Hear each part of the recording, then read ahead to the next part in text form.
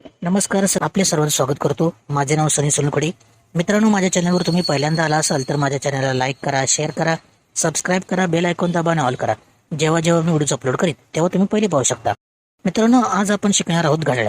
मित्रांनो, मी घड्याळ कसा शिकलो ते तुम्हाला सांगतो. मी लहान असताना एके दिवशी मम्मीला म्हणालो, मला घड्याळ शिकव, मला घड्याळ येत नाही. 12:30, 1:30, 2:30, 3:30, 3:45 हे काय आहे मला माहित नाही, तर सांग. तेव्हा मम्मीने मला सांगितले, घड्याळ येण्यासाठी 5चा पाढा येणे गरजेचं आहे. याला तास काटा म्हणतात, याला मिनिट काटा म्हणतात, याला सेकंद काटा म्हणतात. तास काटा 1 तास झाल्यानंतर काटा पुढे सरकतो. मिनिट काटा सेकंद काट्याबरोबर पुढे सरकत जातो आणि सेकंद काटा तो पटपट पुढे जातो, त्याला सेकंद काटा म्हणतात. 12:15 म्हणजे 12:45. 12 म्हणजे 12. 12:15 म्हणजे 12:15. 12:30 12:30. 1:30 म्हणजे 1:30. 1 आणि अर्धा. 2:30 म्हणजे 2:30. 2 आणि अर्धा.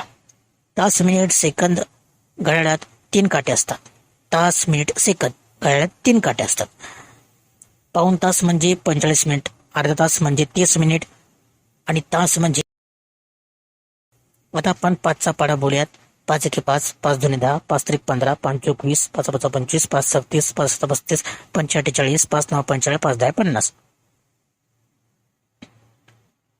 आता 1, 1:15, 1:30, 1:30, 1:45, 2.